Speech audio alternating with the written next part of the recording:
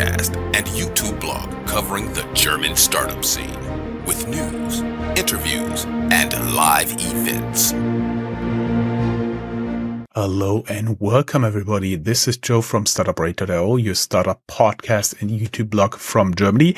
Today I welcome another guest in our interview series sponsored by Hessen Trade and Invest. I would like to welcome Patrick here from Frankfurt. Hey, how you doing? Hey Joe, thanks. I'm feeling great and I'm very happy to be here. It's good that you feel great because we had to move a little bit our recording due to me being sick, you being sick, and now finally we made it. I think after 8 weeks. Something like that. Yes. Something like that. Yes, great. Let's talk a little bit about our enabler, HTAI, and the Enterprise Europe Network Hessen. This recording was made possible by HTAI and the Enterprise Europe Network Hessen. These organizations have made tremendous contributions to helping startup businesses succeed and thrive, providing a range of services from helping to find grants to ongoing partnerships. By taking advantage of these resources, startup companies can network and develop innovative strategies for success on the international stage. The dedicated support of HTIA and the EEN Hessen is paramount in providing startup businesses with the tools for lasting success. You can learn more in the links down here in the show notes. So, Patrick, we met in the past, we have realized, and if we're talking about the past, I mean like ancient times in terms of the startup world, right? Absolutely. If I recall correctly, we met at the Startup Week in Frankfurt. That must have been over 10 years ago, something like that. I think it was a startup weekend like 9 years ago, but no big difference at all. Something like that. Yes. Fun fact that I found my first co-founder for my very first startup at this very startup week. That was actually like really my kickoff into the startup world and being a founder. Big mental high five to Mario Hachmer, one of our co-hosts who actually organized this startup weekend. Thank you very much. Yeah. Big shout out to Mario in any case. He's awesome. Yes. Today we are here to talk a little bit about who you are, what you did, and Omnifact, an AI startup.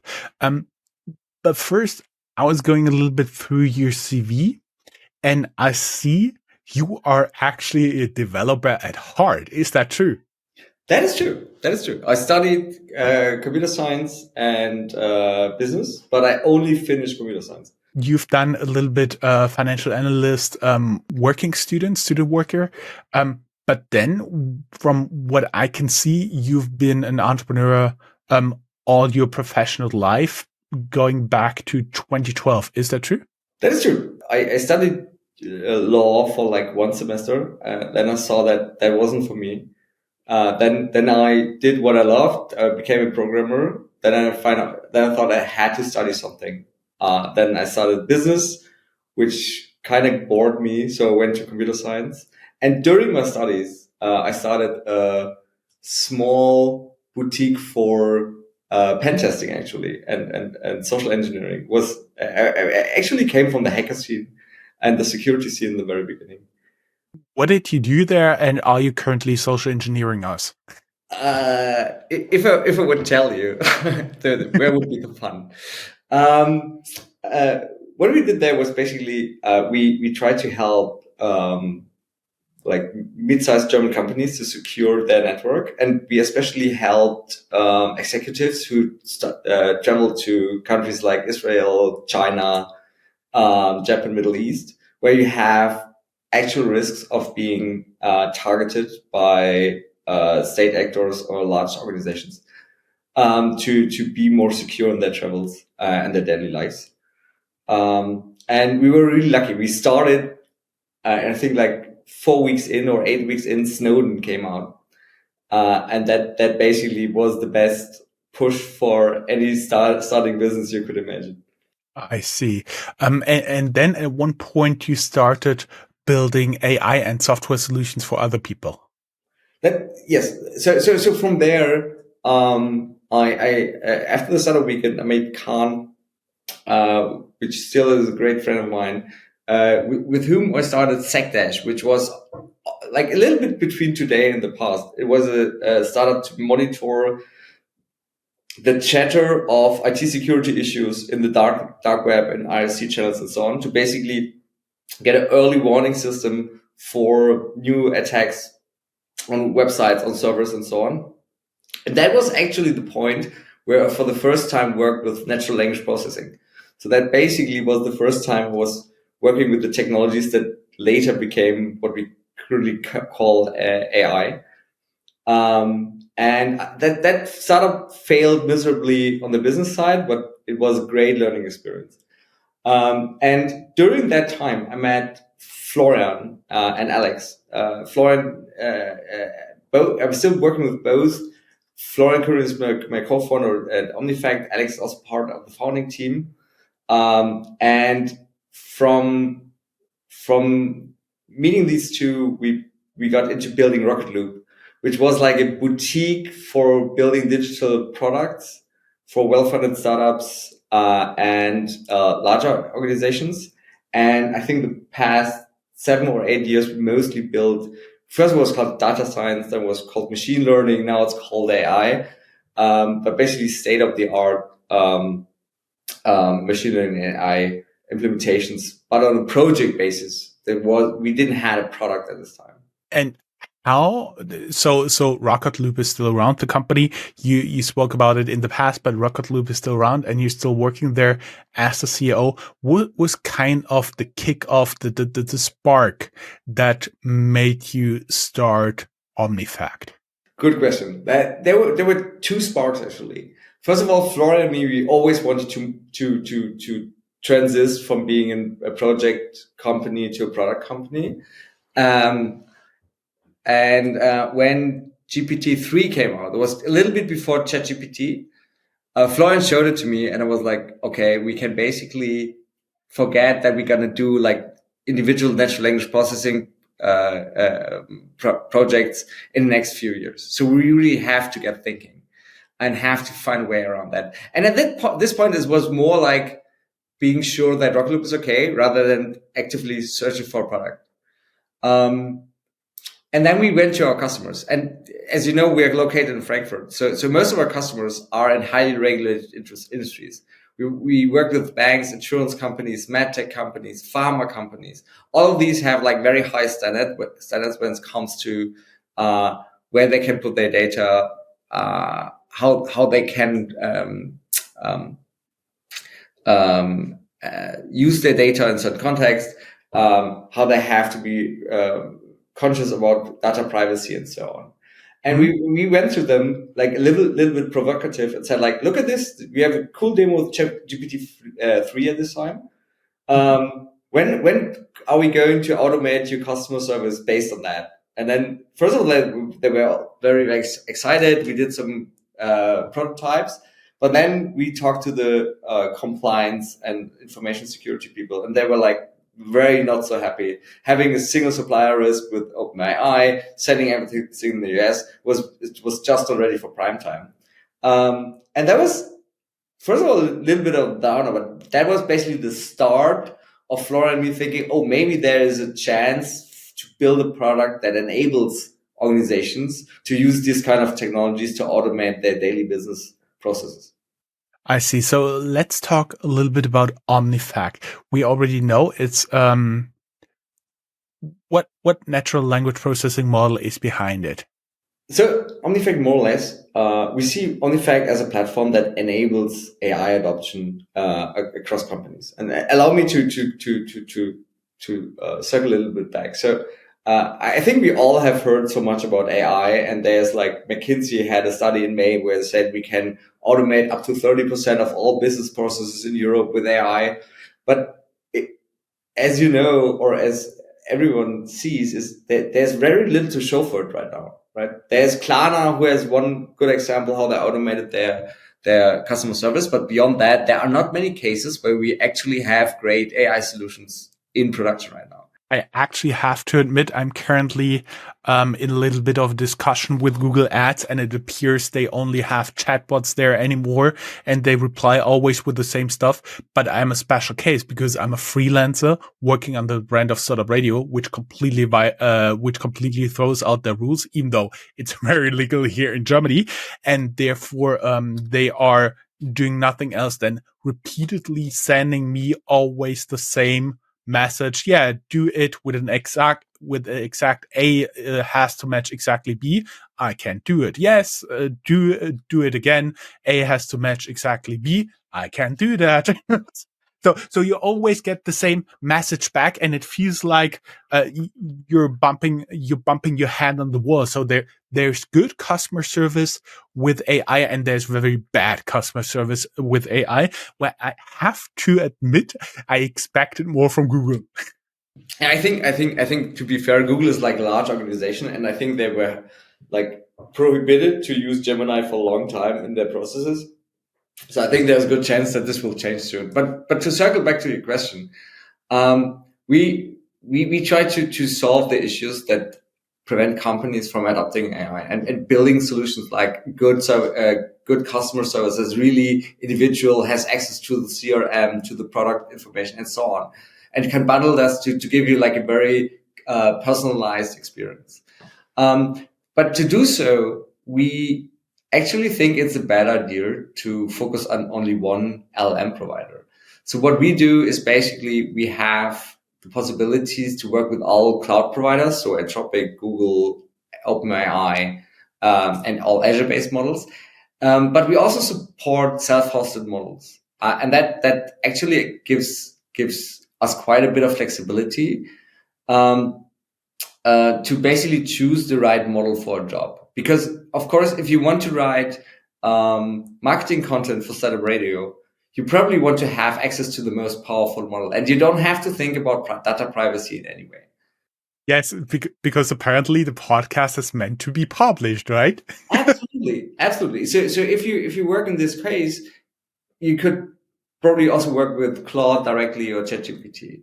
But if you want to review job applications, for example, this is not the case. There you have to be very sensitive when it comes to data privacy and how you process that.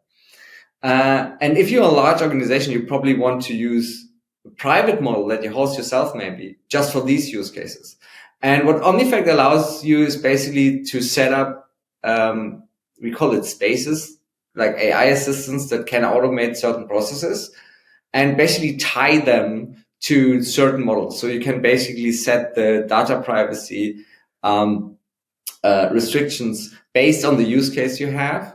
And additionally, you can then connect your internal data and services also to these use cases. So you can make sure, okay, we have our block database, and that is used to create a new block entry, but that can be used with the like best public model available. But our HR space is restricted to our local LM that we run ourselves, or we have in our virtual private cloud. But that can also interact with our Personio and our like database of applicants, for example. So that's the main idea of our platform, to basically cater to the needs of organizations in a way that we allows for every use case to have a conscious decision about the data privacy requirements, where you want to run information, and which of your systems and data sources you may connect to this use case to make it more efficient, to allow for more automation. I see. When we talked before, you said that is three highly regulated industries, and they have the usual headaches: control over the data, including data secrets and GDPR, connecting with proprietary systems, and fast development in the new models, and overtake actually the projects, because OpenAI can much better, has more financial means to really work on an AI model than any given company out, or most companies out there who are willing to do that. Absolutely. You basically went down the list that there's actually in our pitch deck. So it's It's data control and security. Looks like I've seen it. If you have that established, you can basically have your data and services integrated into some AI solution, and that allows you to actually build meaningful automation steps. But you are absolutely right that if you would build our own models, it would be a David against Goliath case, but not one you could win, because that's a play of power and money right now. But the interesting thing is you have a few certain developments that are super interesting. First of all, you have companies like Mistral, which do an extremely great job to build models here in Europe that are also available, hosted in Europe by a European entity. So you have the GDPR thing covered. And they also allow large organizations to license their models and run the large models within the infrastructure. And in addition, you of course have Meta, which released the Llama 3.1 models, which are exceptionally well and also run within our in company's infrastructure. Looking forward, I wouldn't be surprised if in the future a lot of like mid-sized models that can run on hardware that costs, I don't know, like between 15 and 20K to buy, could solve very meaningful use cases. So, and once you have that established, I think the question will always be, do I need the largest, most expensive, but also most closed and single provider restricted model for the use case I have? Or aren't most use cases solvable by much smaller, cheaper models that I can control ourselves? And our guess is the future will be hybrid between like models you run within your infrastructure and public models, and maybe some things in between. I think it's still an open question how much fine tuning will play a role, so that you have like a base model, like for example, Llama 3.1, and you want to basically adapt it to your use case or your language or your knowledge from within your organization. If that plays a large role, then again, you're going to have self-hosted models, which would be very important for us. Another way to include companies or organizations' information are ways like retrieval augmented generation, where you basically use the language capabilities of a model, but basically force it to base their answers based on information you provide them based on the query or the question the user asks. And from what we have seen so far, it looks like that these solutions without fine-tuning, without individual training, are probably good enough for 80, 85, 90% of the use cases. And will be very interesting to see how this will progress as the models improve. Because I think right now, no one has a good grasp of how great the GPT-5 grade models will be. That is an interesting question. We have now doing a little bit philosophy. Can we get really down to business? What could a potential client that is listening right now actually do with their tools? Where can you apply it? Where do you have use cases where you can actually use the tools? Absolutely. So the very first use case that works off the shelf and is very helpful for most organizations is basically knowledge management. Since you can use Omnifact to make the information in your document management, in your Confluence, in your Notion, and so on systems available through an AI assistant that is centralized at one point, you can enable much better access to companies' information. Where we have seen this to be the most successful so far is within banks, because they have something like, and it's hard to translate, schriftlich fixierte Ordnung. So they have to basically have a written version of every process that is relevant for the bank's organization. And they are normally organized by the department responsible for the process step, which leads to a document that has thousands, sometimes 10,000 of pages that are very hard to comprehend as a person going through. But with an AI assistant that can basically access the information and summarize it based on your question, we can make this much more useful as a source of information. And that's actually the first like high impact use case we have seen to actually make this process documentation that many organizations must have because of regulatory requirements, to make them actually a powerful tool for their employees to access the information they need much faster.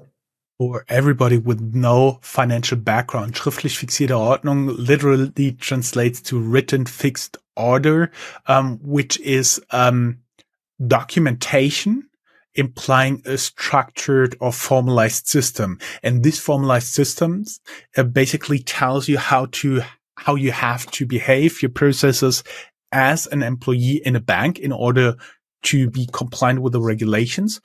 Plus, it also can be audited by the supervisor. Plus, it can also be, you can also be checked against this, SFO, if you're really doing your stuff.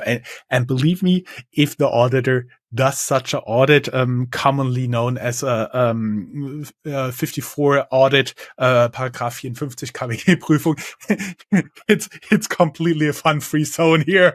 Believe me, that is the moment when every bank CEO goes, uh-oh.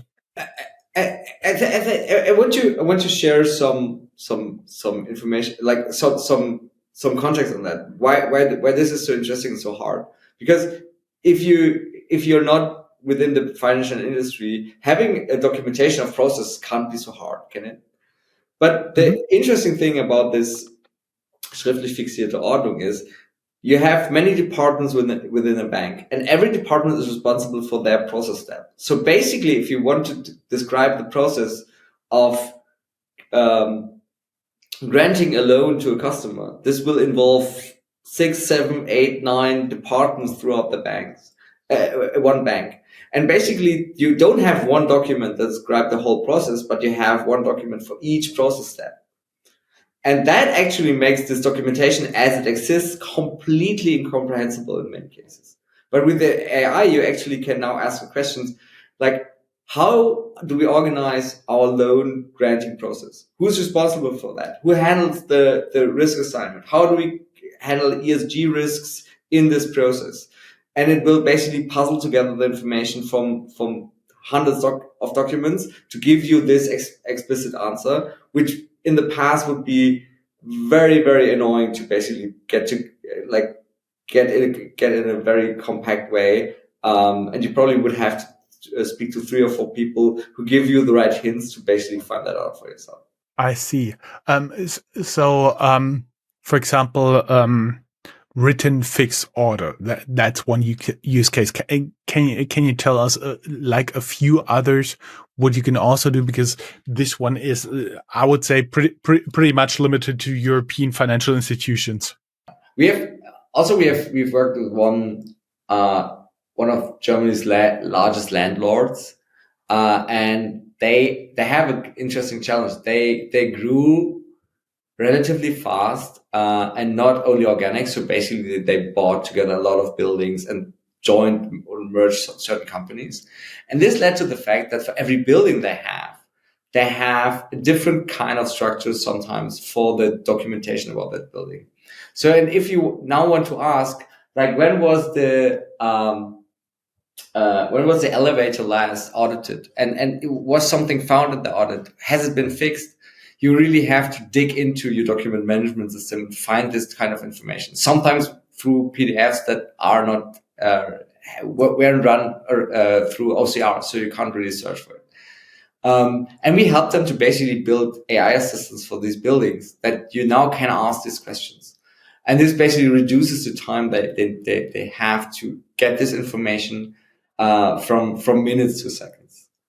That is another use case. I'm currently focusing a lot when I speak about the use cases on what is actually shipped right now. But to extend it a tiny little bit. So currently we focus a lot on like how we can make the information that an organization has and there's persistence. So something that is in Confluence in the document management system, to make that accessible through an AI system. But in parallel, we are currently working very hard on making, also giving our AI assistants access to live systems. So if you ask the Omnifact assistants a question, the first thing it asks itself is, what kind of tools do I have to answer your question? So, and right now it has two tools. It either can give you an answer directly if it's trivial, or it can go and ask a knowledge base, which basically is a retrieval augmented generation implementation that basically gets you the information based on the data source of where it. But what we currently do is we got to provide a number of additional tools. One that I showed you a little bit before the call is we're going to have web search and web browsing, which most people know from ChatGPT. But what is more exciting is we're currently building something like a plugin system that allows you to create a tool that, for example, would do API calls to your customer relation management system or to your product information system. So, and if you combine these tools, then you can automate very interesting things, because then you can say, oh, I have this customer email, and the customer complains about, I don't know, a broken piece of hardware that they bought from you. You could basically then take this information, look up in your CRM, see if the customer actually bought it, when they bought it. Then you can go and check your knowledge base for the warranty, the warranty rules for this certain product, can check that against the time it was bought, and can basically check if the customer would be eligible for exchange, for example. And that you can basically now automate end to end, because our AI assistant can basically plan the steps. It will ask you, hey, Joe, this is the steps I would like to go. This is what I want to do to provide you with an answer. Then you can say, no, I don't know. I know already it's beyond warranty. But there's a certain reason that we may exchange it anyways. If it's from that product line, for example, because we had issues with that, then it would change the plan. Then it would run the plan and give you the complete answer. And these kind of like end-to-end automations that become possible once you have access to not only data, but also like systems within an organization. This is what excites us a lot, because I think at this point you can make people much more efficient. For example, what would be great if at one point in the future your sales employee meets somebody on a fair, talks to his phone, says, okay, offer this and that to this client, get it ready for me in the drafts, and then the next day he's in office, he just has to review it and click send. Absolutely. I have another example that comes from my daily work. So currently with all larger customers, I still have like one-to-one calls to basically understand their needs, understand their use cases, and really still learn, also doing sales, but also to learn for us what are interesting use cases. And after this call, I normally I write down a lot. So after this call, I go to my CRM, basically put in what is interesting, if it's an interesting lead, how large the organization is, and all this information. I go to our Slack channel and report back a little bit, because it's sometimes very exciting and interesting for our team to see where we're working on. Then I go to Notion and put in if we have any feature requests that are new to us that we didn't have, or if they mentioned a feature request or a feature that we don't have yet, and add that. And then I send them an email, depending on how the call was, with our product presentation and so on. And ideally, I would like to just put all the things I wrote down in Omnifact, and Omnifact would understand, oh, I see, this customer is interesting to us. It has this potential of seats. They want to test with that. I'm going to put this into the CRM. They also mentioned this in these feature requests. We have that in Notion already. Let me update that for you. And also, here's a summary I would like to send to Slack. And is it okay for me to send this email to the customer now?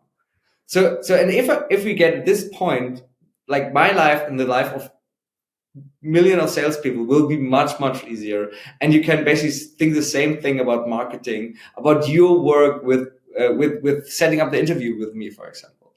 There's so much potential for automation if you have these tiny steps and this planning ahead that you still can interact and change with, and nothing happens with you approving what the AI plans. But this is basically the midterm goal that we want to achieve. Allow for this to be the glue between all these systems, and use AI to actually have like end-to-end automations that take away like the burdensome, annoying little steps we have to do by changing tools, changing platforms, duplicating data, and so on. It also sounds to me like you would make the sales process more trackable as well as more efficient. Absolutely. Absolutely. Do you also see, because you have sales on the one side, do you also see something like this you could offer to customers in terms of product development, product ideas that they may like to have in the future? That's a very interesting question.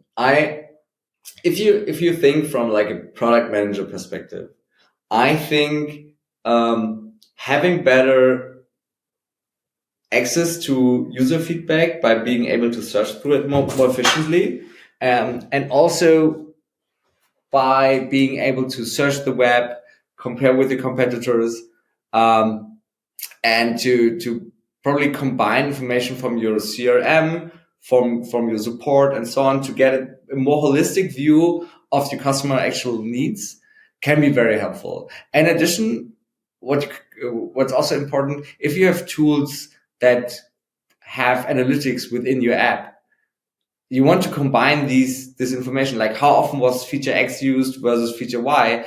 Can you group that into cohorts?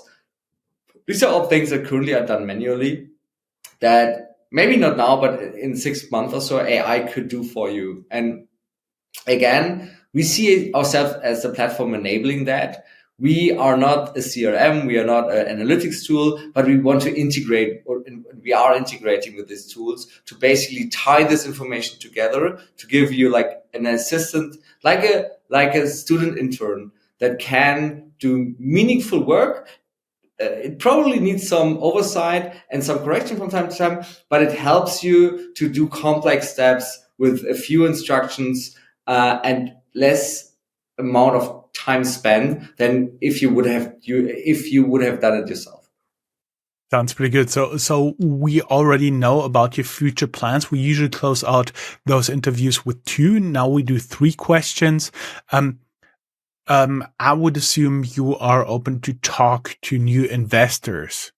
Absolutely. So when we transitioned from the project-based Rocket Loop work to our product company, we did a very small friends and family round, and we are currently planning for a pre-seed round, seed round. The pre-seed round probably going to close by the end of the year, and the seed round somewhere next year. So we are very much interested into discussions with investors. There's still some room for business angels, but starting the end of the year, we will probably talk more to institutional investors. Sounds pretty good. Would you also like to hire more talented people? Do you offer jobs? Yes, mostly in communications, marketing, sales, and engineering. Mm-hmm. For everybody who would like to learn more, for the investors, we link down your LinkedIn profile, and we also link down here your career website. My last question, since this is sponsored by Hessen Trade and Invest and the European Enterprise Network Hessen, is there something you would like to address to the decision makers here in the state, what they are already doing good, and or what they could improve in order to make this a more sustainable startup hub here? Bring Sebastian Schäfer back from Berlin to Frankfurt. No, I'm kidding. The thing is, there's Hessian AI, and they do a pretty good job. I think we have a very strong hub in Frankfurt or in Hessen when it comes to finance, for the finance industry. We also have one with the pharma industry, but I have the impression that they are not so much involved with all the startup AI and data meetups and events and so on. So maybe that could be an improvement. What is interesting, though, we have been in talks with public entities, but not from Hessian yet. So from what I know so far, is Hessian does a great job with enabling startups. I hopefully the next time we speak, I can say more about the AI aspect of it, because for now we have not taken too much steps into finding that out. Sounds pretty good. After long weeks of trying to organize that and more than 35 minutes of recording time, Patrick, I wish you all the best. Best of luck, and thank you very much. Thank you, Joe. It was a pleasure, and thank you for your time. Pleasure was all mine. Bye-bye. Bye-bye.